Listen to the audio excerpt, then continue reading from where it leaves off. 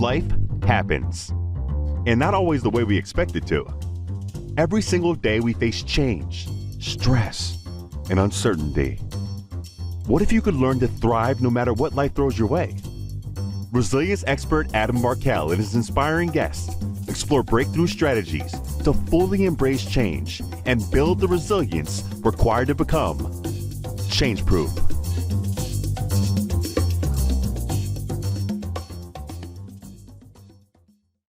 How do first responders recover from traumatic events?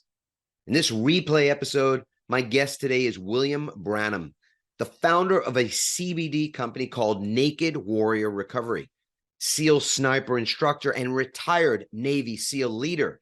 William talks with me about how failures are the most precious lessons in your entire life.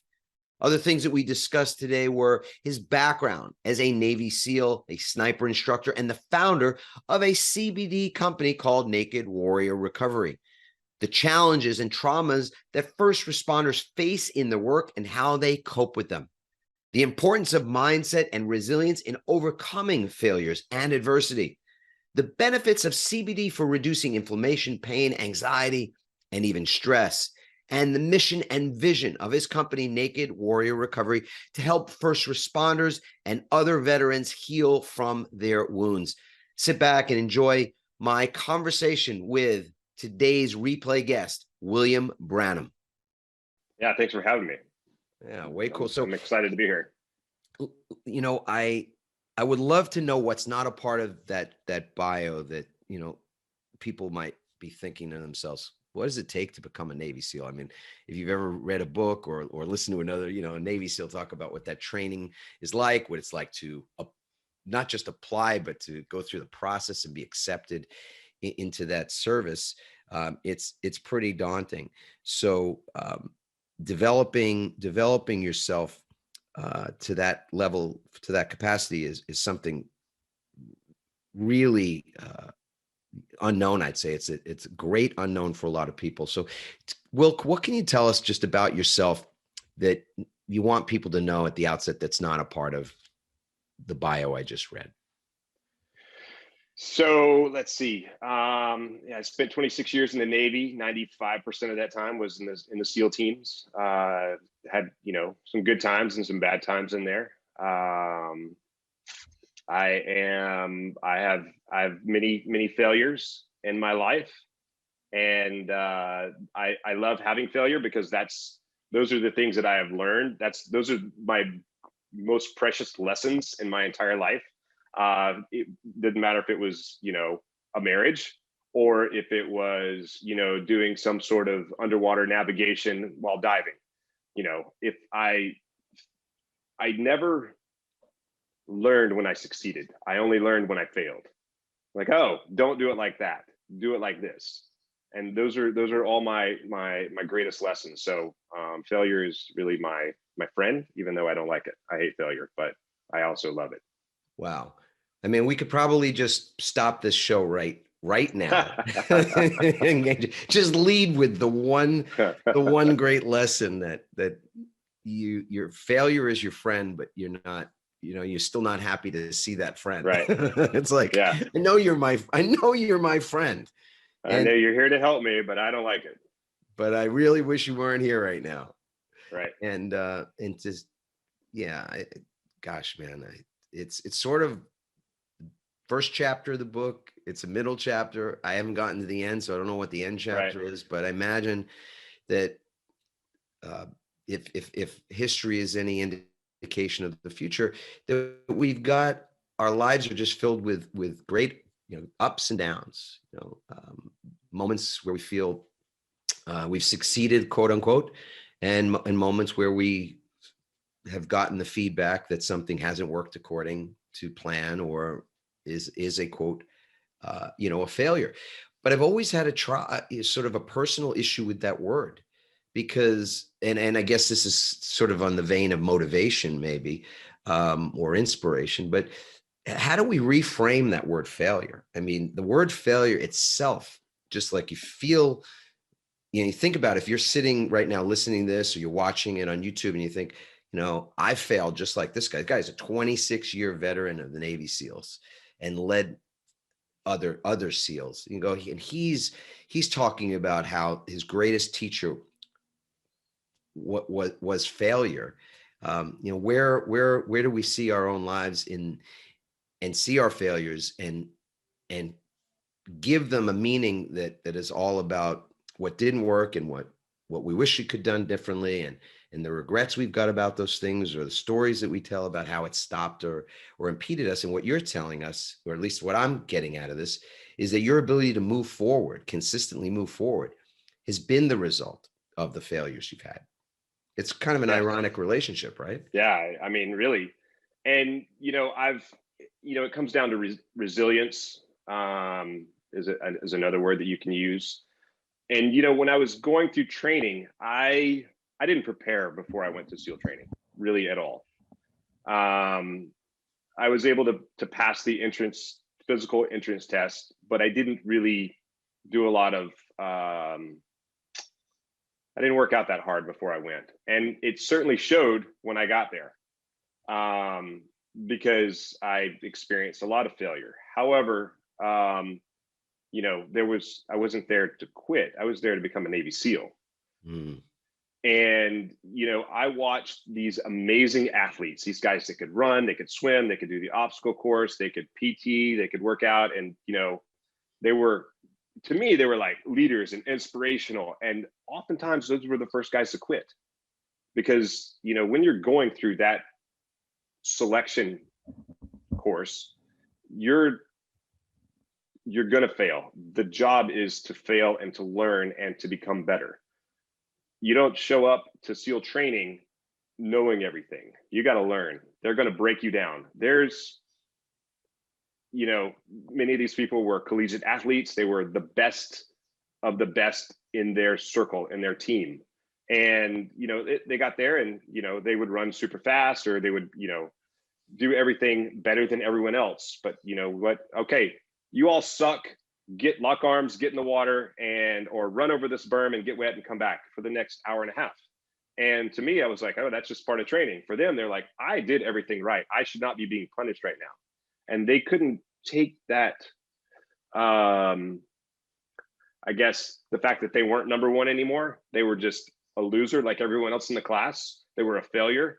And they couldn't take that emotional stress on their psyche. They're like, they took it personally, instead of, you know, like, hey, this is a team effort. Our job is to just, you know, suck it up and move forward. And, you know, I was talking to a friend of mine, Bedros Keuilian, yesterday, and we were talking about attitude and effort. And he runs a program, you know, for usually for entrepreneurs. It's very expensive to go to the program called The Project. And, you know, it's a 75-hour like little mini hell week. And a friend of mine is one of the instructors there, and they take all of the control away from you. And this is kind of important in life. There's so much around you that you cannot control. You know, these guys that were super athletes, they couldn't control the fact that they were losing right now. They were failing right now. Mm.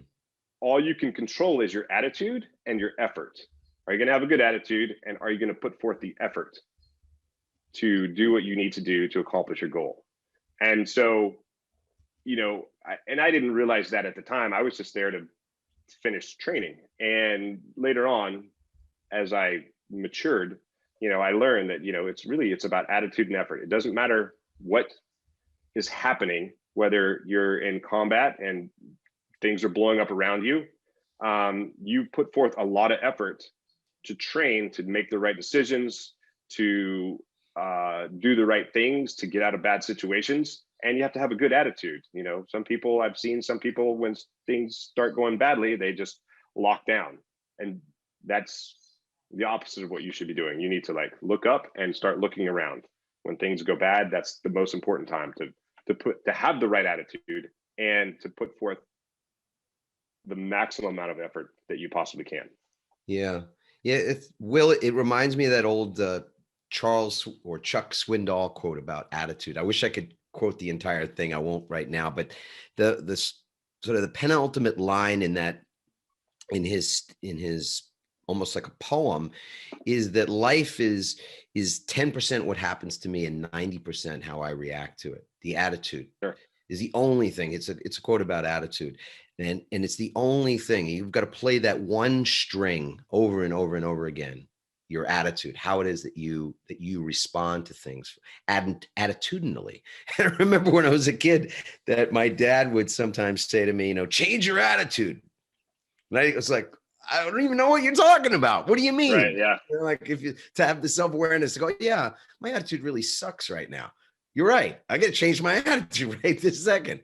Right. But so that word was kind of an enigma to me growing up. And to hear you talk about attitude and effort being these two things that were the inflection point, let's say, at the SEAL training between guys that made it and guys that didn't, and that the inflection point really wasn't as much about performance or about raw talent, like that you're saying these guys with just tremendous talent and ability, yet when faced with failure, the failure they couldn't control, not a failure because they themselves suck, but when you're literally only as strong as your weakest link. I know we're hitting up a couple of cliches here, right?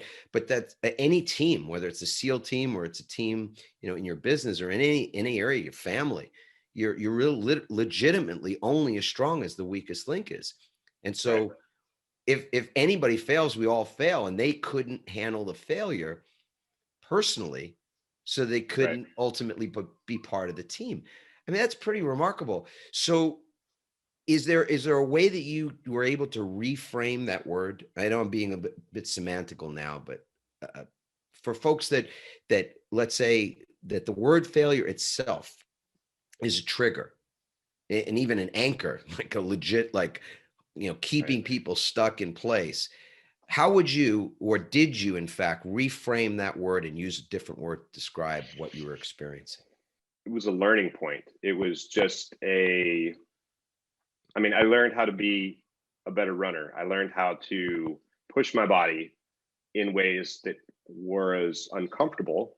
I knew that I don't have to go quite as hard and I'm still going to pass the run or whatever, pass the swim or just to not quite keep up on the run.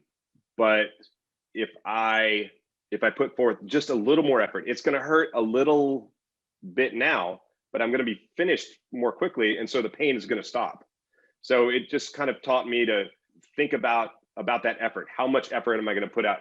You got to put the effort out. Am I going to put it out right now? Or am I going to extend out the amount of pain that effort brings over time? So I learned to run faster. I learned to work just a little bit harder. Put the effort out in the moment. In the beginning. Yeah. This is a really interesting thing. And I'm getting chills here just because on a performance, like a part of what we do, what I've been doing for a while, I was a lawyer for 18 years and I pivoted out of that profession and it performed quite well, at least at the level of, sort of at a business level. I wasn't performing well on a personal level. It was destroying my life, a great life, all these amazing things to be grateful for. Wife, love of my life, college sweetheart, 4 kids, all that. I'm miserable. And it's funny because I work with our company will sometimes consult with organizations about resilience, and I'll work with individuals within those organizations, including the founders, CEOs and stuff. And I find there's other people too, just like me at that time in my life that have everything truly to be grateful for, but they're somehow still miserable. And I think in some regards, it tracks back, or I'm doing my best right now to trace this back to what you just described, which is that a lot of people are saving themselves. They're saving their energy.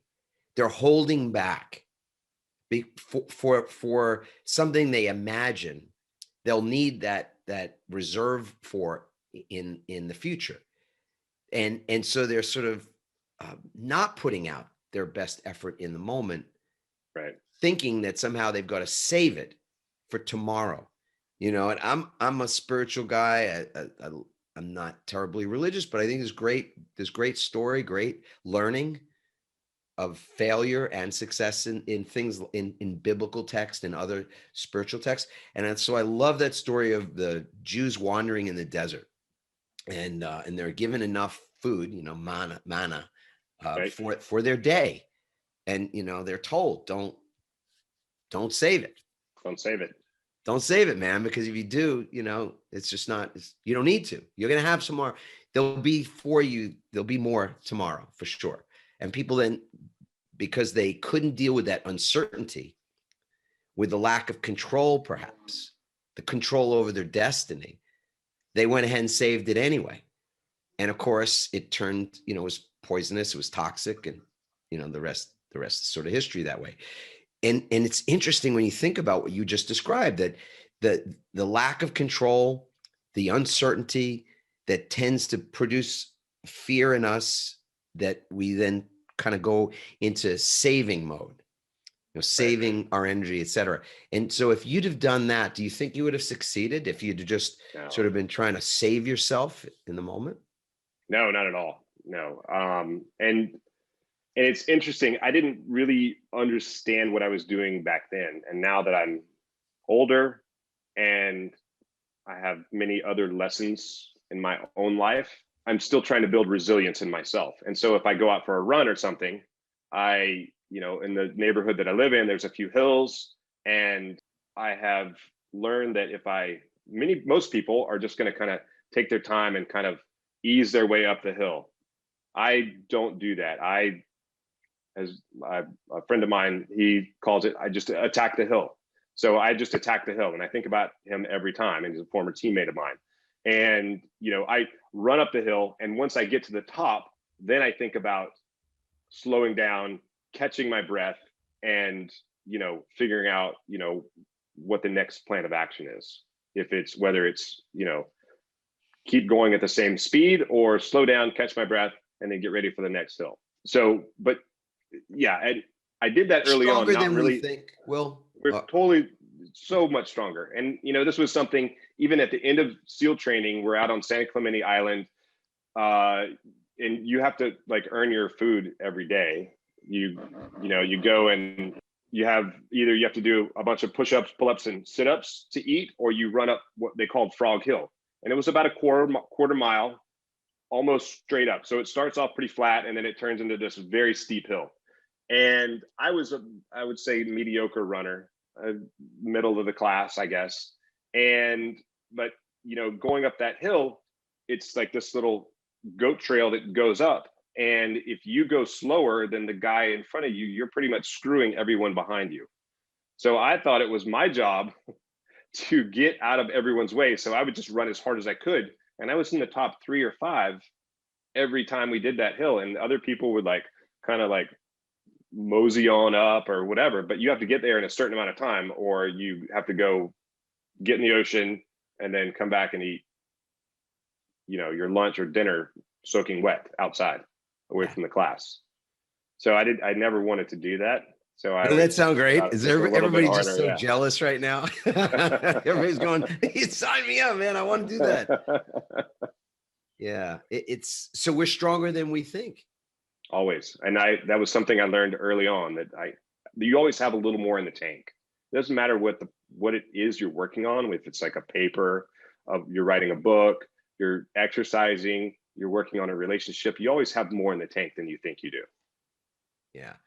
I want to transition into, and this will be simple because we're talking about it already, but what does it take to create resilience? Did you, over 26 years in that profession, in that line of work, in that service, what did you learn about what produces long-term resilience? Because you obviously saw guys come in, some of them failed, and then were able to succeed because they learned from their failure. I would say that I might reframe the word failure as feedback, or as finding out. You don't fail, but you find out. You find out often what's not going to work, huh? Right. what didn't work in that instance, then you can make some adjustments. But so you saw that at the outset, and then through 26 years, you must have seen guys come and go, people come and go, make it, not make it, at all levels. Can you draw some conclusions about resilience in the SEALs and what what resilience looked like, what produced it, and how ultimately it either contributed to people being able to go the distance, or when it was lacking, they're not being able to. I think it was a lot of it is just mindset. And in the SEAL teams, I would say, lucky because you're surrounded by similar attitudes, similar mindset. And if you started to sort of dip in your resilience or dip in your performance or dip in any way, you're going to get that immediate feedback. If you don't perform, if you don't show up, if you're feeling sorry for yourself, you will get immediate feedback. It's not always positive feedback, but it's feedback. Therefore, it gives you the ability to make corrections that you need to make. So a team, the reflection of other people around you may not feel supportive when people are holding you accountable or giving you really rough feedback, but ultimately you can't really sort of hide, I suppose, from the truth of the moment. Is that fair? Yeah, you're definitely not hiding anything. You're exposed. It's such a tight knit group of people that there's no hiding, there's no real secrets. I mean, you can have secrets, but things will come out and be exposed at some point. And again, if you're not performing to the level that you need to perform, to the level of the team will either bring you up or you will no longer be a part of the team. Yep. It won't be an easy path. It's not, nothing is given to you. You have to earn it every day. I'm thinking to myself that the name of your company, and I don't know if it's true or not, but it feels like it has something to do with what we just said, because when you're that exposed, like exposed to everyone around you for the purposes of you being better, I mean, ultimately, that's the only goal. It might not feel like that to some folks, I suppose, when they're being pressed so hard, but it's for you to be better, because ultimately the team is better as you individually are better. You're naked in that moment. I mean, you're naked that whole entire time. And so you got a company called Naked Warrior Recovery. And I want to track both the name of the company and that naked, naked part of it, as well as the recovery piece, because in our study and our research about resilience, a lot of it has to do with that word recovery. And so I want to see if we can talk in terms of the expenditure, the spending yourself in the moment part, knowing you've got more in the tank, and yet understanding that recovery is in many ways an unsung hero of resilience that doesn't get spoken about a lot. So let's start with, why don't we start with the name? Okay, so let me back up just a little bit. So I transitioned out of the SEAL teams in August 1st of 2018. I started another company, a consulting company, to help organizations navigate the military acquisition system. Basically, it was a kind of science and technology field where I was pretty good at getting money for other companies to develop technologies for the military. I wasn't super happy doing that. People just wanted me to sell their widget that I didn't really believe in. I also lost a family, a team that I had recently had. Once you walk out the door, it's not like the Marine Corps. They're like, once a Marine, always a Marine, and you're expected to uphold all these values, and maybe you have the same support system. It's not really like that in the SEAL teams. It's because, it's not that they don't want to be helpful or they don't want to be friendly or whatever. They're busy doing other stuff. They're, preparing for, to go into bad situations, and, they have to take care of that inner core. You're no longer part of that inner core. So we'll talk to you when we can. And so that created an incredible loss for me. I was actually in denial of getting out of the Navy. I was returning emails the day that I retired, on work projects that I was working on. And I was, in complete denial. I'm like, okay, I guess IT department, maybe you need my phone back. So, that was very traumatic for me. Like, I lost, my entire adult life has been in the SEAL teams. And now I'm a civilian. I have greatly reduced income now. I no longer have a mission, a purpose in life. I no longer have a family, a team. It was a huge traumatic transition for me. And I also have some other stuff, we'll call it mental baggage, from, toxic relationships or work stuff or whatever, life. And because life isn't fair. Life will beat you down, if you don't take charge. And so I turned to alcohol. Or fill your knapsack with right, with rocks and bricks and other shit you carry around all day. A big bag of stuff. Yeah. So I was using alcohol for many years to kind of turn off that noise that's in my head. And at some point, I had heard about CBD, before it was cool. There's a million CBD brands out there now. But I'd heard about CBD before it was cool. And the guy was talking about, the medicinal qualities of THC, medical marijuana. I've to this day never tried marijuana, but I'm certain that it's not as bad as the amount of alcohol that I have consumed. But he said, everyone knows about THC, but there's this other molecule called CBD, and it has all these medicinal benefits and, good for your central nervous system and all these other things. And I was like, oh, maybe I should try that one day. And it wasn't for another year after I got out of the Navy, because I'm a child of Nancy Reagan's war on drugs, just say no. I'm still scared of that stuff. That I finally tried CBD because a friend of mine gave it to me. He's like, here you go. I said I was interested. He had some bottles and he gave me a bottle. I tried it that night. I slept a little bit better. And, I like to say, water boils at 212 degrees. I was walking around at like 210 degrees. It didn't take long to like hit that needle and like have a flare up and, some sort of trigger, like a small trigger, not even a big trigger. So, I started like coming down from like, 210 degrees to 208 degrees, 200 degrees. It's a very subtle changes. And I didn't really notice it over. So emotionally, I know people are tracking this, but your emotional stove, so to speak, was ran hot as a result of this trauma, the stress, just the stuff in the bag that you're carrying around day to day. And so you started to explore the CBD and could see that the sort of the figurative temperature of that stove was coming down, reducing. Yeah. And then something else I noticed was some pain was not as bad as it used to be. Normally I would do certain movements and it would just be the stabbing pain. And so every time I do the movement, I'm grimacing, I'm getting ready. I'm like, oh.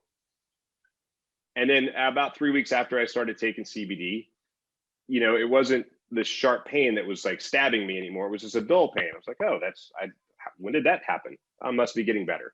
And then I ran out and then I thought nothing really of it. And then things started coming back. Things started like triggers, little triggers were like starting to set me off. And so I was like, maybe there was something to that CBD. So I tried another brand and things got a little bit better. Eventually I found a way to start my own CBD company because I believed in the product. I believed in what it did for me. And so I started Naked Warrior Recovery. And the reason for Naked Warrior Recovery, the Naked Warrior is the predecessor to today's Navy SEAL. So back in World War II, if you've seen the movie Saving Private Ryan, you saw the assault force in the beginning of the movie. They went ashore there at Normandy. Prior to the assault, that amphibious assault. But prior to that assault, several days, a week, 2 weeks prior to that, these guys that the Navy got to volunteer would swim into the beach. They would measure the depth of the water with a rock on a piece of string, and look for obstacles underwater. They would do 3,000 to 5,000 yards of beach a night. They would go back to the ship. They would chart everything out and then go back out the next night. And hours before the assault, before that Saving Private Ryan taking the beach, these guys would go out. They put demo on all the obstacles in the water and as many on the beach as they could. And as the assault force is coming, they're blowing they're taking fire from the beach, and the naval ships are firing at the beach to kind of give them some sort of cover fire. And then they blow the obstacles on the beach, and then the assault force comes in. That was awesome. And then in the Pacific, the Marines were doing the same thing. They were doing these amphibious assaults. They would run aground on a barrier reef around the island in this, island campaign. They would run off, wearing 60 to 80 pounds of gear, and they would run off the edge of the reef thinking they were in like 3 feet of water, and they would drown. And so the Navy brought these underwater demolition teams, these naked warriors, because they would go into battle with basically naked, with a mask, some fins, shorts, a K-bar knife, and their little lead line and slate. And that is all they wore. And so they would go in and they would, clear these obstacles so the Marines could go in and move forward. So, and then in 1967, the underwater demolition team became Navy SEALs, and that's, today's Navy SEAL. So it's the predecessor for today's Navy SEAL. The other side of that is, I was walking around, and I still do sometimes, walking around with this ego, with this armor, with this like chip on my shoulder, I guess, for the lack of a better term. And, I had been, everything was an attack on me. Everything was a trigger. Everything was something that was holding me down, keeping me down, or whatever. At some point, CBD, I realized, allowed me to be a little bit more vulnerable so that I could face those triggers, so I could face those stressors,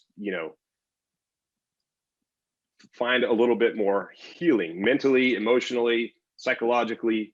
And so what I discovered is, at some point, in combat, we put on armor to go into harm's way, and then we come back, we take our armor off, and then we go clean up and whatever.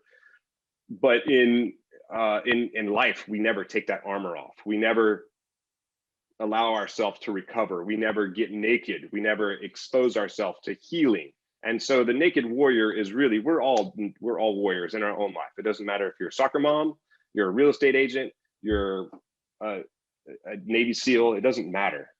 Anything in between there. There's stress in your life. There is triggers, there's whatever. And, for me, I had to learn how to expose myself to people who want to love me, who want to give me, not everyone is trying to attack me. So I need to get naked in order to find the healing that I needed, because I needed a lot of healing. And CBD was a modality that helped me get to that point. Right.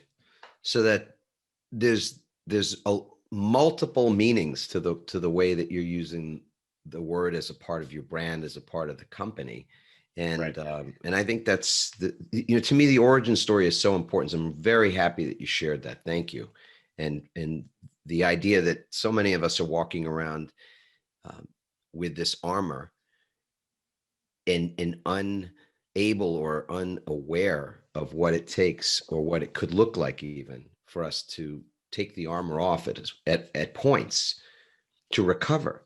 And I gave a TED talk. It was a little bit of a different metaphor, but so similar, because I was using this metaphor of guarding. I was a lifeguard, and you imagine walking, sort of walking around in a guarded state all the time, and on that hyper vigilant, always looking for the threat. And so lifeguard grew up in New York, was a lawyer for 18 years. It was like I had all this kindling for that sort of fire of it's fear. I mean, that's all that is ultimately, when we're unwilling to be vulnerable, and by that I mean just real about where you're at in a moment, without thinking that you make yourself the weak member of the herd, and by being the weak member of the herd, you get eaten. I mean, that's ultimately, I think, the way our brains work. Just stuck in this fight or flight. Constant. Parasympathetic. Always not. Never able to like slow down and recover.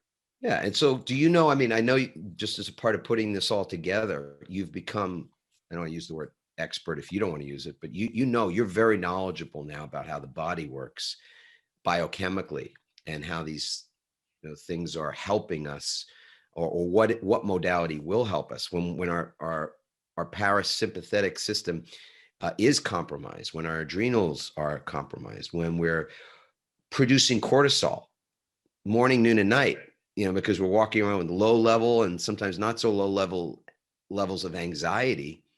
Right. Well, how do we recover? I think what's really cool about your company is that it's one of those ways that people can recover that not everybody's considered or even just is aware of, because there's a lot of stigma. Right. You and I, before we turned on the camera, or in the mic, we said there's just stigma associated with CBD. I mean, just that the other part of the plant, or at least the psychoactive component known as THC, is a Schedule I drug. I mean, it's still in in federal law. You go to prison for it. States are changing those, but yeah. And until 2018, December of 2018, CBD was a Schedule I drug, even though there's no psychoactive effects of it at all. Interesting. I don't want to get into politics. I know you probably don't either. Do you have a sense of why it is that something that is not dangerous and in fact is really helpful has gotten that stigma? You have a historical perspective on that? There's some history that it was kind of like what you said. It was political. It was really business political, but there were, people can frame things and make stories up to tell whatever story they want. And so, hemp, marijuana, whatever you want to call it, has been around for thousands of years. People have used it for medicinal purposes. And I think probably when it became more recreational, there was a stigma put on it that, it's going to create more crime. I think, I've heard stories where, it was a paper company, I think, that helped get hemp to be illegal until World War II, when it became legal again, so that you could make rope and things like that, and it became illegal again until 2018. And it was really because hemp was a viable alternative to paper the Constitution was written on a hemp document. Interesting. Yeah. Will, what is it about the components of CBD, do you think, or do you know, that's helped you to bounce back, recover? So for me, CBD, it's an anti-inflammatory. It's not an anti-inflammatory the same as ibuprofen, but which really takes into consideration acute inflammation. You stub your toe, you bump your head, you have a headache. That's kind of acute inflammation. Chronic inflammation is where a lot of disease is derived from, or it happens because of disease. So CBD has been shown scientifically to reduce chronic inflammation. It also interacts with your endocannabinoid system. So all mammals have this giant network of neuroreceptors throughout your entire body that's connected to your digestive system, your endocrine system, your central nervous system, your immune system. It's connected to every system in your body. And it's called the endocannabinoid system because you naturally create endogenous cannabinoids. That I didn't know that until I started researching this industry and science and how the body works and why does CBD work. And so it turns out that CBD is a neuroprotectant. So it helps feed your endocannabinoid system. It helps to keep your endogenous cannabinoids from breaking down. It reduces inflammation. And the reason that's important is the endocannabinoid system is because, everything is connected. And, when things get out of whack, that's when like chronic illness happens. And you may have heard stories where people are saying like CBD cured my cancer, it cured my Lyme disease, it cured all these other things. It's not curing anything. It's reducing inflammation. It's kind of like a multivitamin for your endocannabinoid system, and it helps bring it back into homeostasis. So that's how sleep is improved. And homeostasis is sort of a word to represent like balance, right? Equilibrium, balance, yeah. So it brings everything back so that everything can work the way it's supposed to work, the way it was made to work. And then your body sort of heals itself. Right. If your body is not itself fatigued, or that your body isn't expending energy in ways that aren't efficient, it has a capacity to resolve things Right.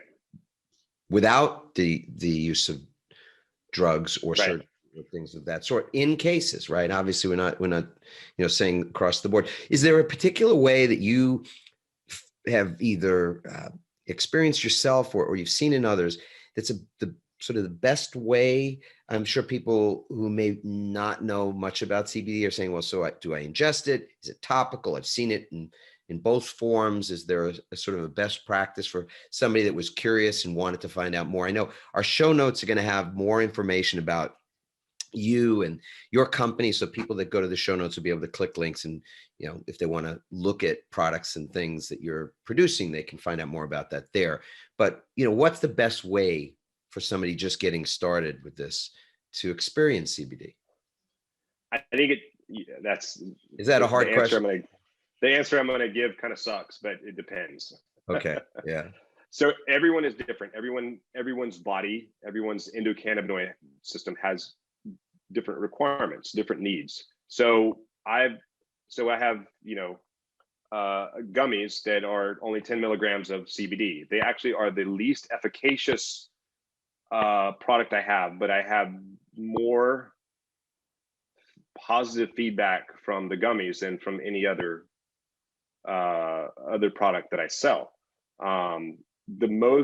I would say the most efficacious would either be the tincture that you take sublingually, or the soft gels, which have a nano emulsion technology, which makes the oil droplets much smaller, better for a better bioavailability.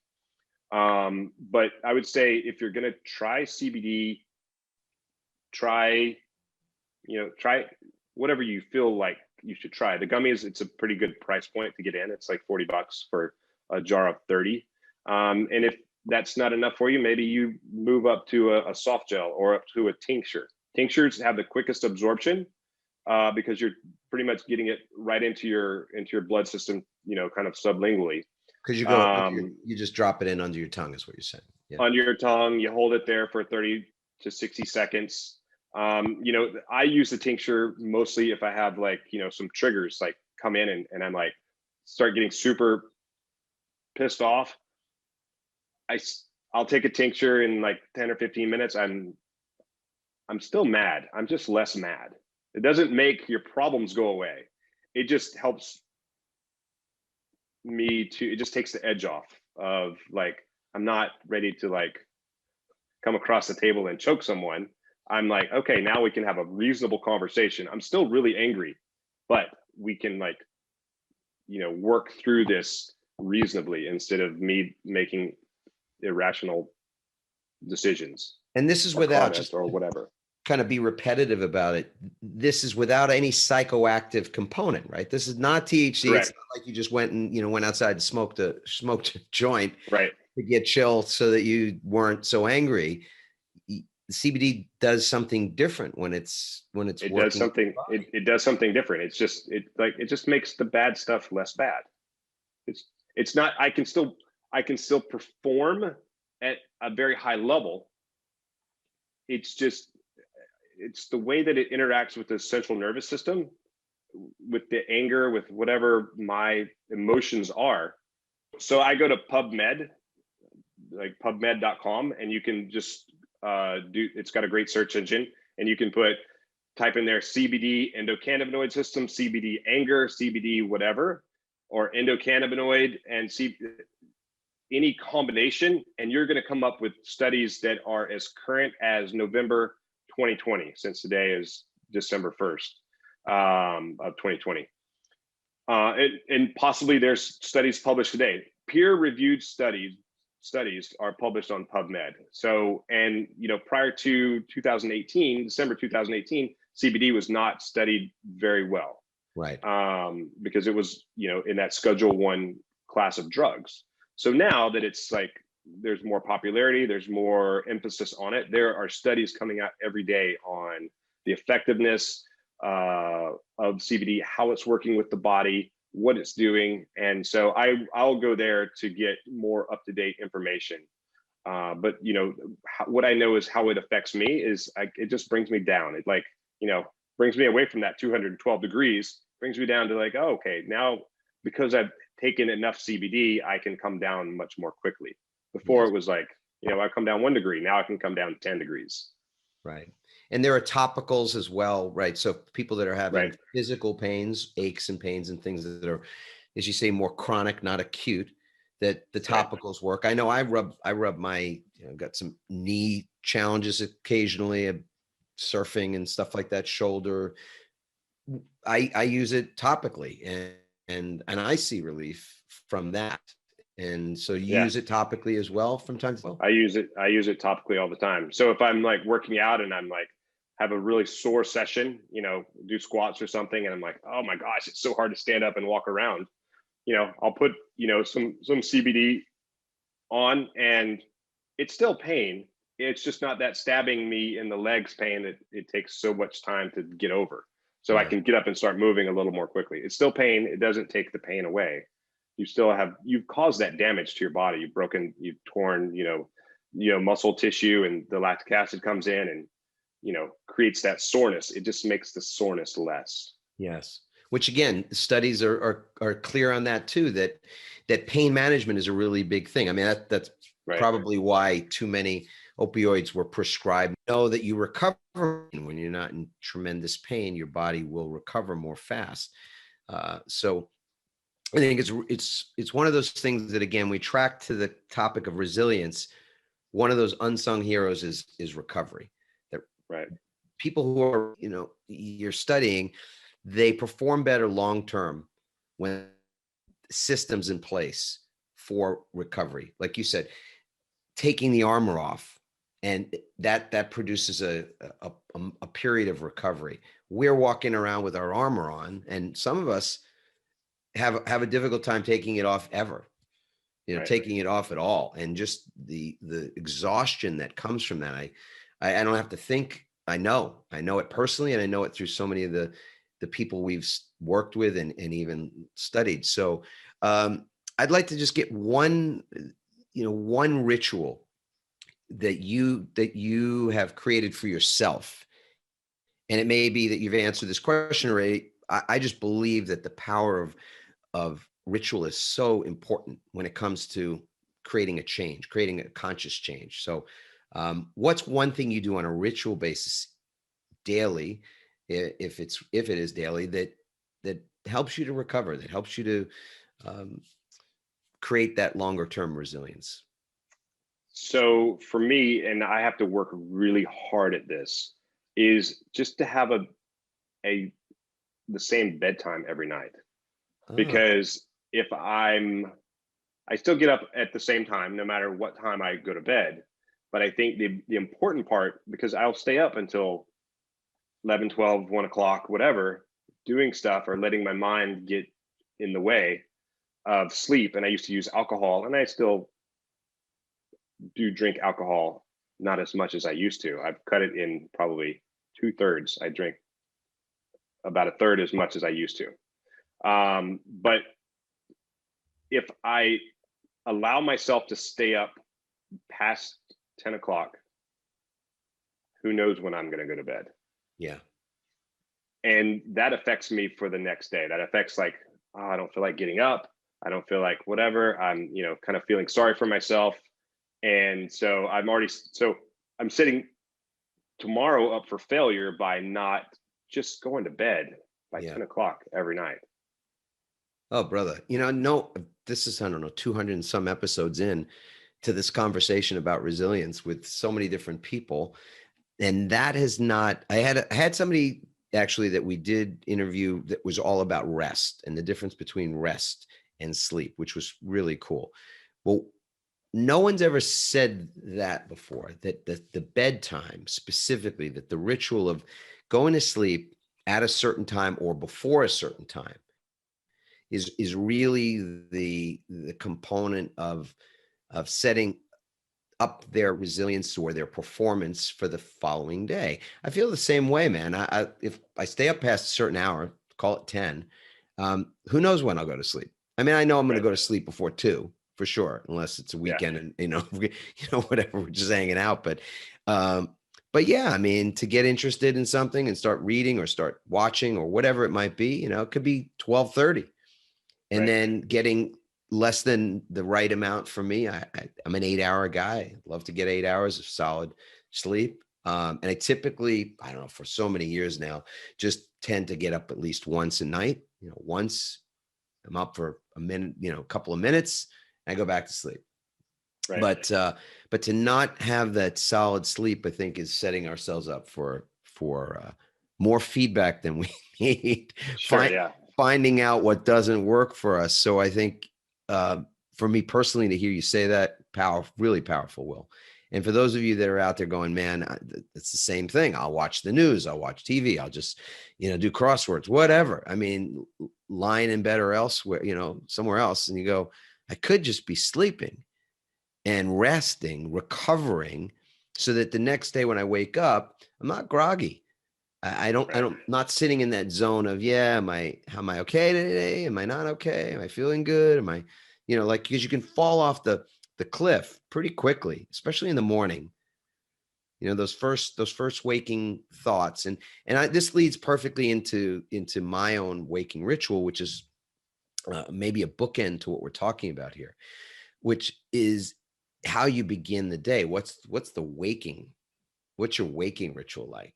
Because my waking ritual used to be, I get up in the morning, put my feet on the floor, feel kind of and even anxious to start the day. Go, what the heck? Just starting the day. What do I have to be anxious about? You know, thinking about what's going on or whatever, and, you know, falling into self-doubt or self-pity, even in that split second, that nanosecond, energetically at the beginning of the day. And in part, it was not getting enough sleep at night, for sure. And also not having what is more of an automatic set my compass correctly. Whereas my grandmother would say, start out on the right foot. And the starting out on the right foot for me was the first thought, the first idea that I'd entertain, in my head. And then physically, what am I doing? And then that became a moment to actually say something. That's my first physical act in the morning, other than just swinging my legs across the bed. And sometimes it comes before that, is to feel gratitude. Intellectually, or mentally, I go, I'm awake, I'm alive, I'm grateful for that. There are people that went to bed when I went to bed last night, just like when you went to bed last night, Will. There were people put their head on the pillow the same time as you did. Not everybody woke up today. Right. You go, okay, I'm aware. Like, that's not a, you know, that's as real as it gets. So I'm grateful. I'm awake. And then I say out loud, I say, I love my life. These 4 little words, simple words. And that's my sort of physical act at the beginning of the day that I do for maybe it's 12 years now or something, but it's such an automatic thing. And yet it doesn't fail me in the sense of I'm recognizing how I want to experience myself and how I want to experience the day. But I will not lie and say, if I've gotten a poor night's sleep because I stayed up too late, or, you know, whatever might have been the case, that's tougher. It's tougher to start out 100%. On the right foot, right? Yeah. I'm super glad you brought that up, man. And I'm glad we sat with it for a while too, because it's an unsung. It really is an unsung hero. I don't think people recognize enough. And they hear people out there who are influencers talk about how you should, you know, to work 100 hours a week. Right. You know, don't be a wimp. You know, start your side hustle at 7 p.m. Work till 1. I just talk total in my view. I could care less who hears that. That's just crap, I think.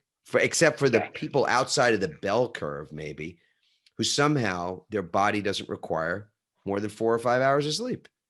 And for those folks, hey, good on you. Amen. Yeah. Well, listen, thank you for being on the show, brother. I know we'll have, again, people are going to want to have questions will have questions they want to get answered. You can go to adammarkel.com/podcast, leave a comment, questions there, subscribe, tell a friend, share this episode with a friend, especially if you think there's somebody that might be open to learning about CBD. Maybe you're open to learning more about it. You can go to the show notes and click the links to find out more about Naked Warrior Recovery and the work that Will is doing in the world. I am a consumer of that product as well, and have gotten to test Will's work. I'd say just higher quality is how I define what you've curated in that space. And so I appreciate you doing that. I know there's a lot of companies out there, not all entirely reputable, not all doing the right things, just recognizing a business opportunity more than something more moral or ethical in terms of what they produce. And you're not coming from that place. So Will, thank you again. Thank you. Thanks for listening, everyone. We hope you now have even more tools and greater insights to build resilience and become change-proof. Help us inspire others by sharing this episode and leaving your comments over at adammarkel.com/podcast. For more resilience tips and strategies, including support for building change-proof teams, visit adammarkel.com/becoming change-proof.